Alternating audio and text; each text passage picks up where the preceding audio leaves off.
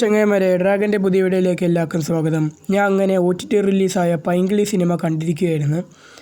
ഈ സിനിമ കണ്ടു കഴിഞ്ഞപ്പോൾ എൻ്റെ മനസ്സിൽ തോന്നിയത് എനിക്ക് എന്തിൻ്റെ കടിയായിരുന്നു ഈ സിനിമ കാണാനാണ്. ഈ സിനിമ കാണാൻ ഒറ്റ കാരണമേ എനിക്കുണ്ടായിരുന്നുള്ളൂ, റിട്ടൺ ബൈ ജിത്തു മാധവൻ.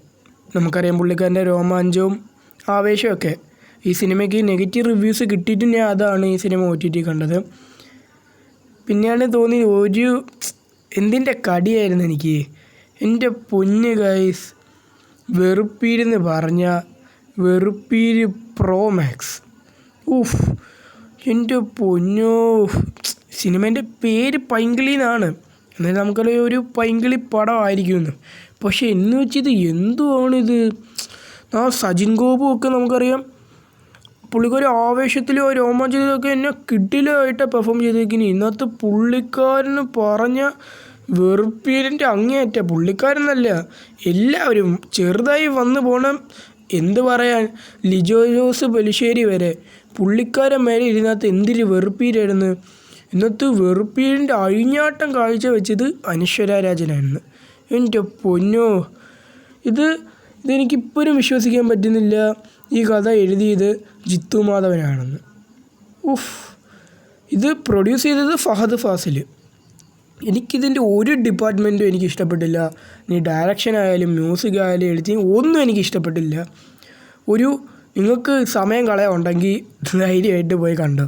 അല്ലെങ്കിൽ നിങ്ങളുടെ വല്ല കൂട്ടുകാർ ശത്രുവായിട്ട് ഉള്ള ആരെങ്കിലും ഒരു ശത്രുക്കളോ അല്ലെങ്കിൽ വല്ല കൂട്ടുകാരന്മാർക്ക് വല്ല പണി കൊടുക്കണമെന്നുണ്ടെങ്കിൽ ഈ സിനിമ കാണിച്ചാൽ മതി.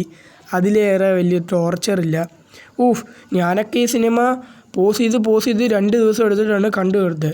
ഈ സിനിമയൊക്കെ OTT പോയി കണ്ടവരുടെ അവസ്ഥ ഈ സിനിമ തിയേറ്ററിലൊക്കെ പോയി കണ്ടവരുടെ അവസ്ഥ എൻ്റെ പൊന്ന് ചെങ്ങായിമാരെ.